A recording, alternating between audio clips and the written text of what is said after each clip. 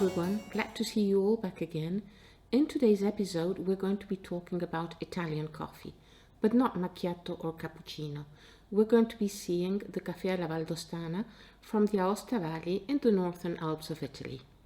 Before we get into it, let's just see a little bit about how coffee traveled the world.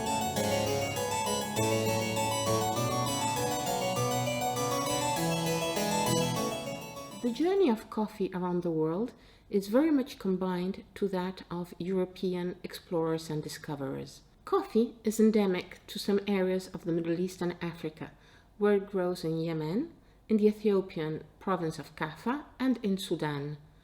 Mocha is the name of the Yemenite port from which it traveled the world, and Arabica is the name under which it was commercialized.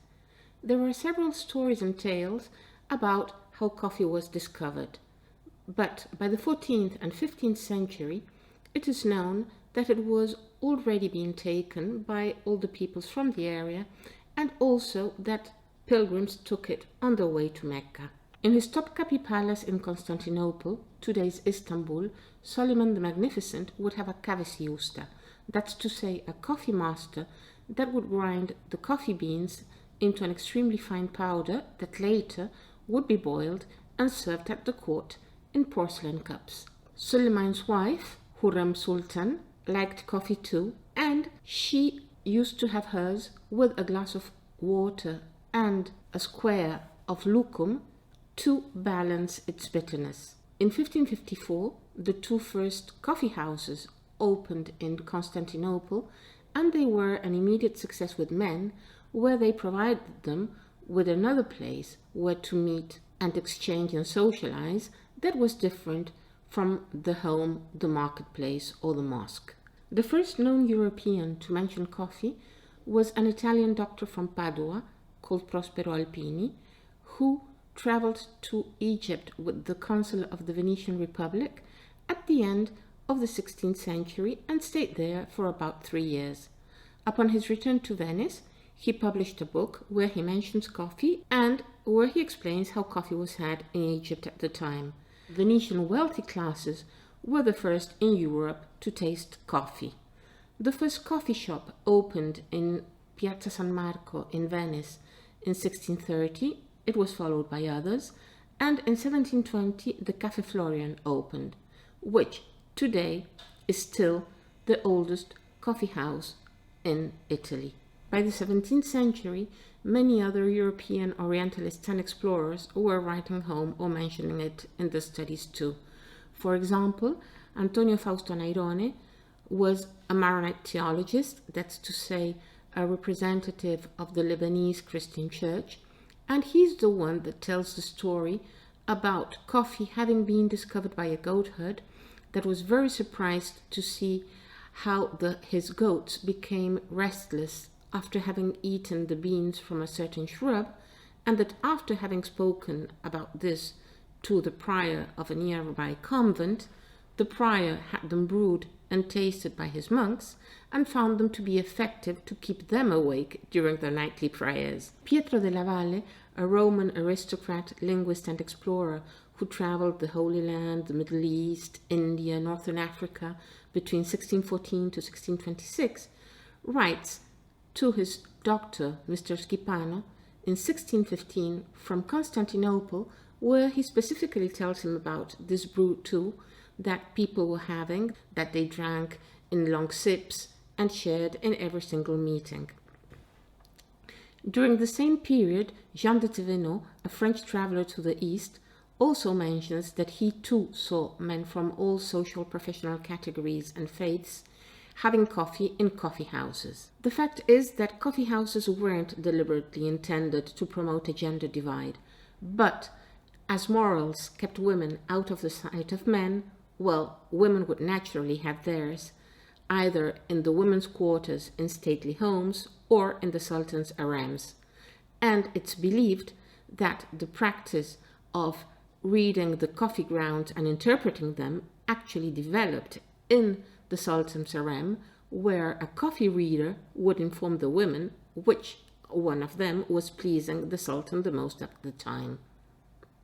So, after having traveled from the Middle East and Africa to the Ottoman Empire, to Venice, to Europe, and to the rest of the world, coffee became the secular pleasure it is today, that we have either alone or that we share in the company of friends and colleagues. Being the success it was, it would have been surprising that at some point coffee and alcohol wouldn't have been associated, and this is precisely what happened with the Café Alla Valdostana. It is taken in a specific pot called the Friendship Cup or la Coppa dell'Amicizia, which is a multiple nozzle model where each person drinks from the same cup, passing it around.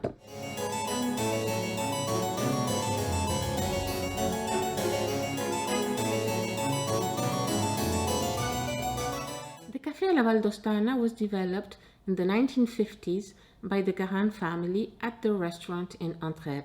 Leo Gahan and his wife used to serve a dessert that was very popular among the clients and that consisted of oranges and nuts and that was flambéed with grappa.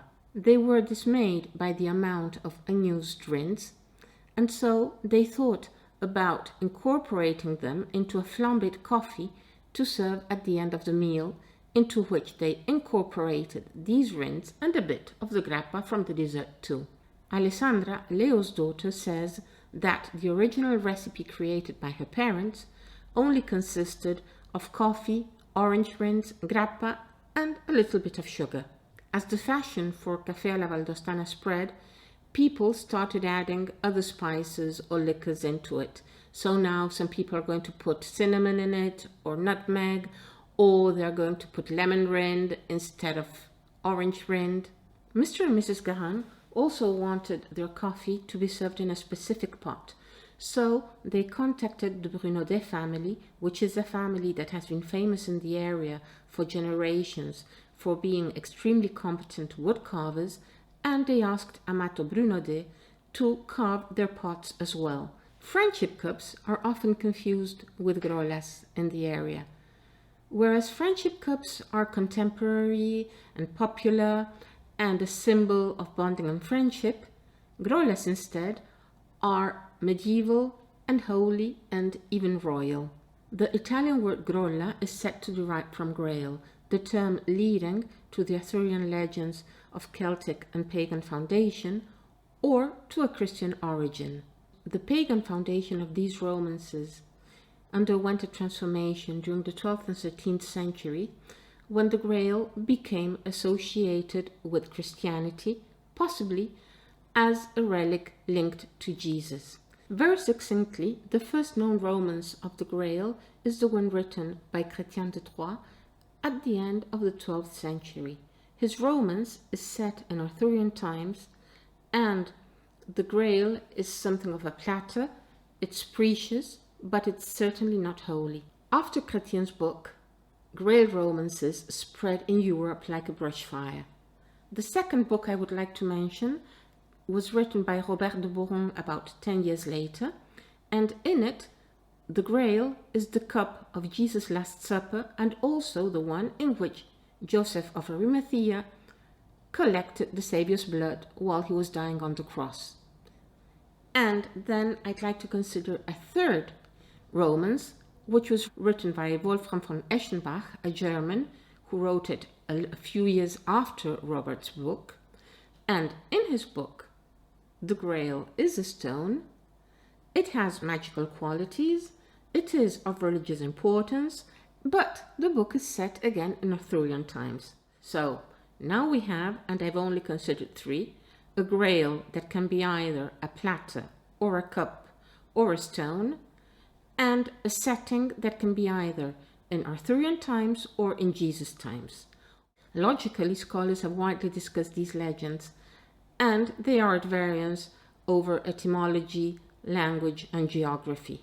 So, how does this bring us to the Aosta Valley?